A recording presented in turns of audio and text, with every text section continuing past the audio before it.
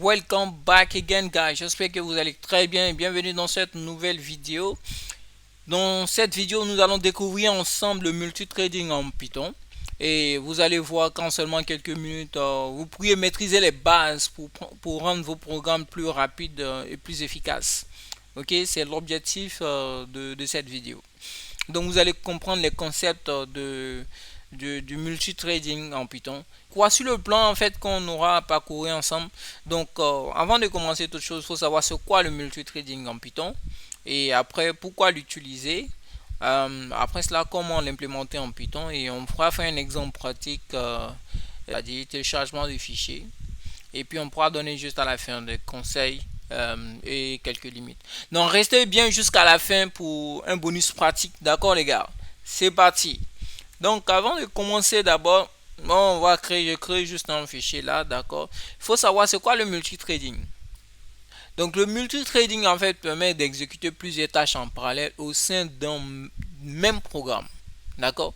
On a plusieurs tâches. Je peux donner un exemple parlant. Par exemple, imaginez que vous êtes dans un restaurant. Au lieu qu'un seul serveur s'occupe de tout, voilà. Par exemple, c'est ça qu'on appelle le monotrade. Plusieurs serveurs travaillent en même temps pour servir plus de clients. Là, on parle de multitrade, service multitrade. D'accord?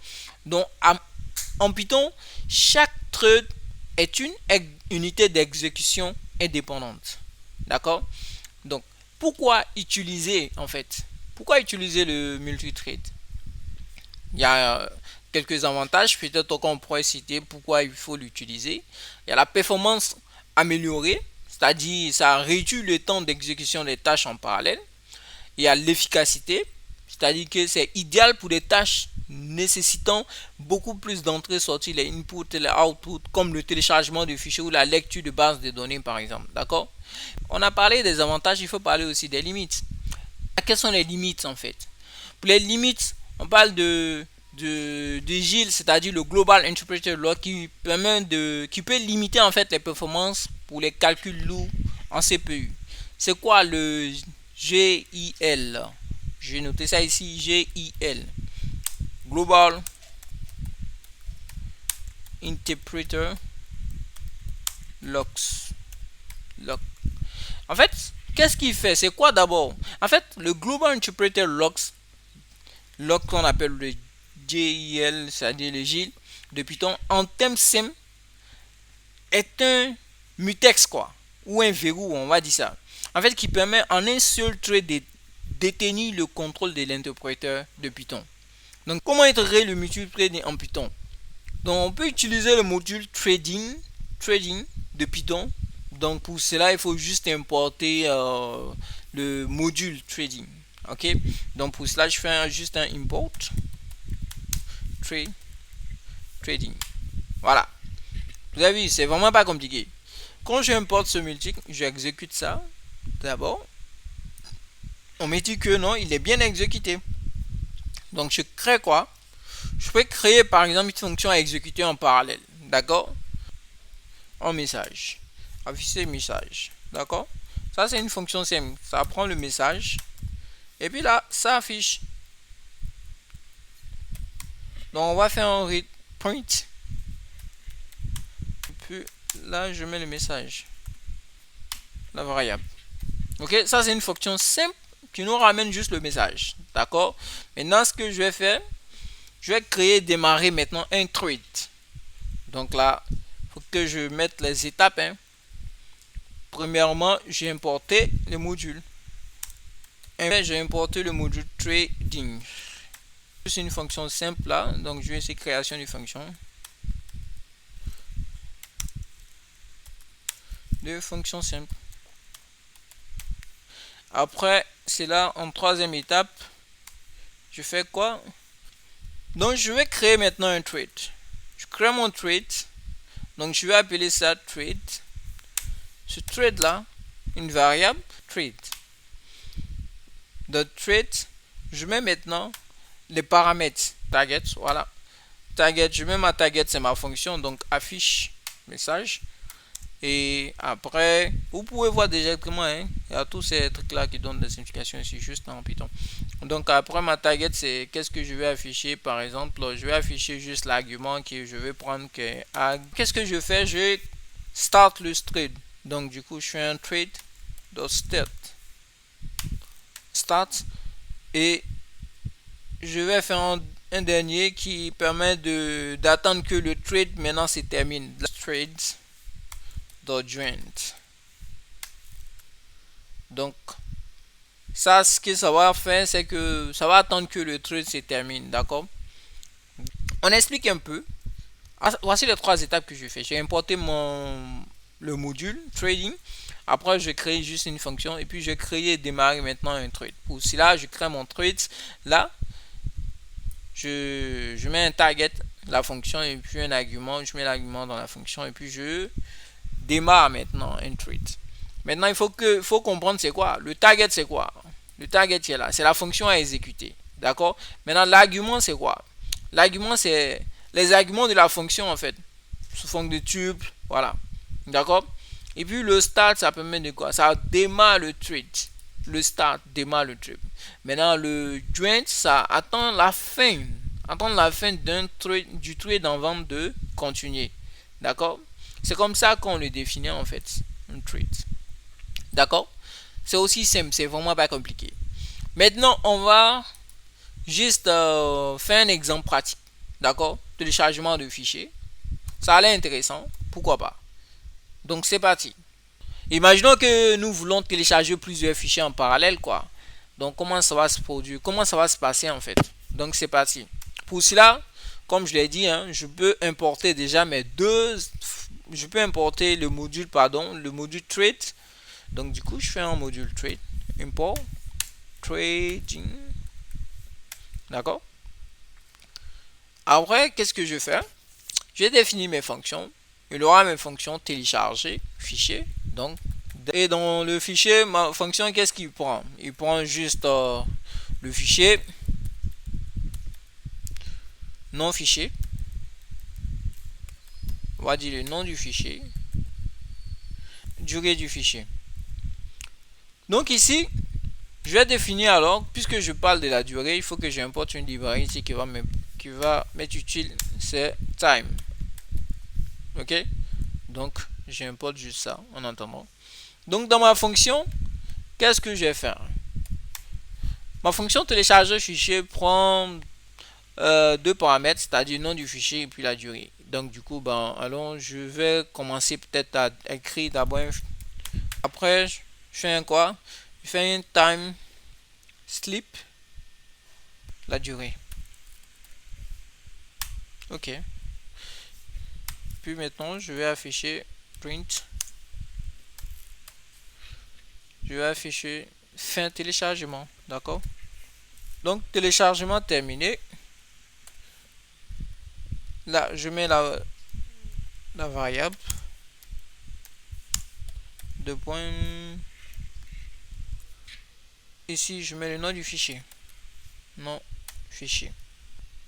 Donc, il nous faut la liste des fichiers. On a fini de créer notre fonction télécharger fichier. Il nous faut la liste des fichiers. Donc, je vais mettre ça ici. Liste de fichiers. D'accord? Liste des fichiers à télécharger. Dans le liste des fichiers à télécharger, je vais juste créer une liste. Hein. Donc, du coup, c'est vraiment pas très. Je crée juste une liste. Hein. Je vais mettre fichier 1. Peut-être, je vais mettre juste des tuples. Hein. Allons-y. Ici, fichier 1. .txt argument 3 argument 2. Donc du coup je crée juste 2 secondes, je crée ma liste de fichiers. Donc ce que je vais faire, puisqu'on a un thread, je vais faire un thread là, threads x, puisque j'avais déjà créé une variable là déjà, je fais un thread qui reçoit quoi? Une liste. D'accord? Et là, on va créer maintenant un thread et démarrer un thread. Donc pour cela, c'est simple, on a déjà vu le cas. Donc on va dire ici, je vais mettre ça ici en commentaire. Créer. un thread. Bon, on va dire créer, démarrer. Ouais. Donc, on va créer un truc pour chaque fichier. Donc, pour cela, puisqu'on va faire pour chaque fichier, je fais for fichier, durée, et puis quoi d'autre encore? In, c'est dans le fichier. Donc, du coup, fichier. Si vous voyez très bien, mon fichier là, il prend en question deux paramètres. Il y a un tuple ici qui prend le premier paramètre, c'est le fichier, et puis là le deuxième argument, donc le fichier plus la durée. Donc ici je fais fichier durée, deux points. Donc je vais créer avec le thread que j'ai là, je mets thread égale quoi, thread égale à trading dot thread puisqu'on a déjà vu comment on le fait. Donc du coup on met l'argument, le target d'abord. Target ici c'est télécharger fichier, l'argument. Vous avez vu, c'est vraiment pas compliqué, c'est aussi simple, hein. Donc on met le fichier avec ici qu'on a pris dans la boucle et la durée. Ici ça prend un tuple, donc durée, voilà.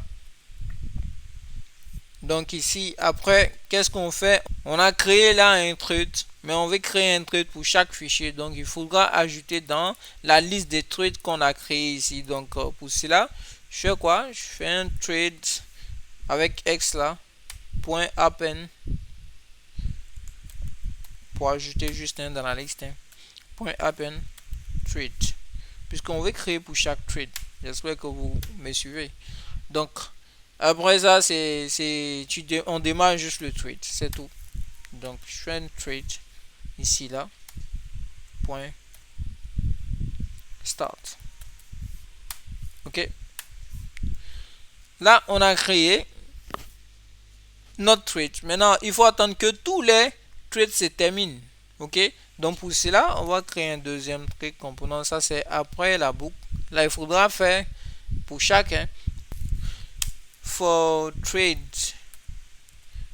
ici in thread, puisqu'on a déjà créé la liste déjà de thread. Donc je vais appeler cette liste là avec x thread, deux points, puis je suis entré juste join simplement. Ok, et puis c'est tout. Donc ici, donc on va peut-être afficher le résultat juste à la fin. Voilà, fichier, juste un message pour dire que le téléchargement est terminé, tous les fichiers ont été téléchargés, quoi. Tous les fichiers ont été téléchargés, d'accord. Ok, donc ici si j'exécute les modules, d'accord. Après la fonction que j'ai déclarée, après la liste de fichiers que je vais télécharger, et je crée ici une liste juste de threads que je vais mettre pour chaque thread créé, pour chaque fichier, bien que pour chaque fichier, d'accord. Après je fais quoi? J'exécute juste, ça me fait quoi? Ça commence démarrage du téléchargement. Il a fini le fichier 3, le fichier 1 et le fichier 2, d'accord. Fichier 3, fichier 1, fichier 2, d'accord. Donc en fait qu'est-ce qu'il fait ici? L'explication qu'on pourrait avoir, c'est quoi? Chaque fichier est téléchargé dans un thread distinct, ce qui accélère en fait le processus, d'accord. C'est tout ce qu'il faut comprendre en fait là. Vous voyez pas que c'est magnifique les gars? Donc du coup c'est vraiment pas compliqué. Il fallait juste ça pour comprendre un peu en fait. Maintenant quelques conseils, les limites. Bon, j'en ai déjà parlé un peu des limites, mais on va parler un peu des conseils et puis on va boucler. Donc, pour quelques conseils, je dirais qu'il faut utiliser des logs si vos trades accèdent à des ressources partagées. Ça, c'est un premier. Et il faut aussi structurer bien votre code pour éviter les erreurs difficiles à déboguer. D'accord? Et puis, bon, quelques limites, comme on a déjà parlé. Voilà. Le Global Interpreter Logs qui empêche des trades pour les trades Python de tirer pleinement parti des multicœurs, quoi. Donc pour des tâches CPU intensives. Donc du coup c'est juste ça à la limite. Donc c'était tout les gars, merci beaucoup, ça a été intéressant. Donc je vous invite à abonner sur la chaîne et vous allez recevoir de nouvelles vidéos encore. Je vous rappelle que non, il y aura une vidéo sur le multiprocessing qui vient juste peut-être dans les prochains jours qui sera publié. Super, merci.